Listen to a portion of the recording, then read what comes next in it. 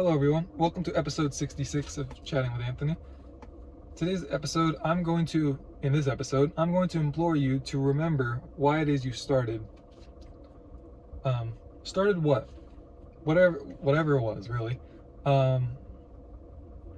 Why we start something tells us a lot about which direction to go from there. And what I mean by that is, the reason for us starting was likely due to some kind of motivation. You need drive to go consistently, like to keep going, but if you saw a problem and you decided to take action on it, you were motivated by something. You were probably motivated by the problem and a desire to not have that problem, but something pushed you to that point. I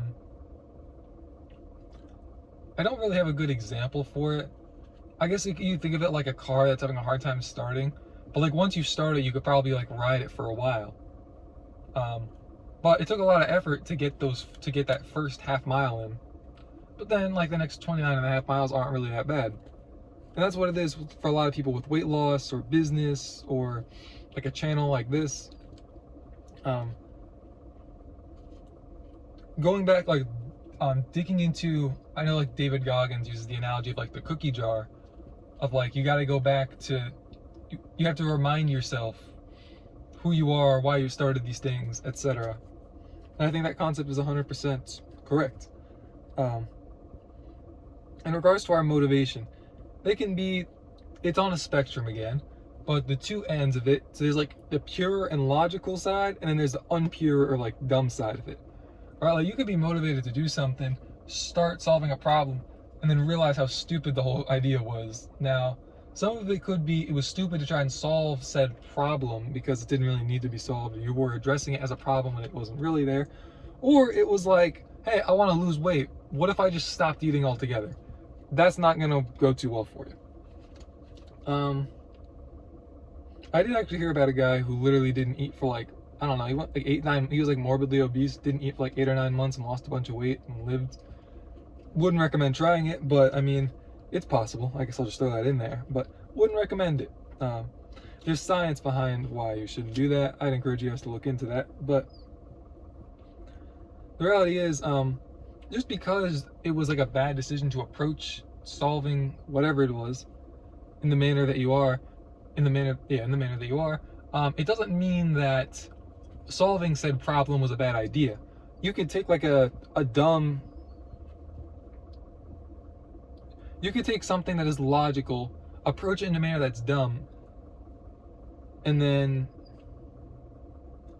restart, and then like address the problem in a new manner that's a lot smarter.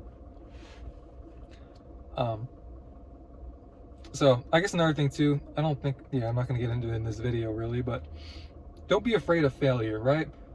Failure is a sign that you tried something and there was something that held you back to whatever capacity, and you didn't get what you wanted. But that's okay, right? There's a lot of failure in life. It doesn't all have to be bad.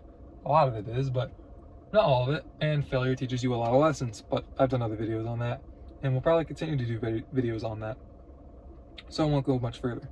But a lot of people who like are trying to motivate themselves to keep going, that are like trying to dig into this cookie jar of like, hey, why did I start this? It's because of discouragement. And you probably got discouraged because of problems you ran into along the way. Because nobody is gonna, if you're trying to approach a problem for the first time, there's no way that you're gonna have everything planned out. You're gonna have to learn as you go. Figure out problems, figure out ways to address them. The problem with the problems is they lead to a lot of emotions. Emotions don't change your situation, they're just basically how you feel. And they can change your situation only if you act on them. So you can utilize the emotions as a tool, but you shouldn't be letting the emotions use you as a tool. Which is a lot easier said than done, I know. But that is the best way I could really break it down for you, is like, you have to remind yourself who is in control, and you have to remind yourself that basically all of emotions is just in your head. It might be caused by like some kind of like physical pain you have elsewhere, but it is all in your head. Like the logic is the subtle, boring voice that's there, telling you to just eat around what you would need to maintain your weight, but if you wanted to gain or lose a little bit, you eat a little bit above that. The emotion might say to go overboard and go to an all-you-can-eat buffet. Or even, depending on who you are, if you're trying to gain weight, it might be to order like a plain grilled chicken salad, for example. Whatever it might be. Your emotions are going to sway a bit. So, I know from my life personally, if the results that I want to see take too long to get to, I get discouraged. And I know that's how a lot of you guys feel too. I've been there myself. Just because I'm teaching this doesn't mean like I'm like, oh yes, I figured it out and I walk it out every day. No, I don't.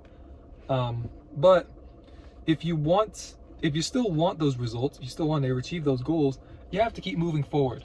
The beauty of it is, moving forward can be in basically any direction, right? Like you can about face and then go forward, essentially.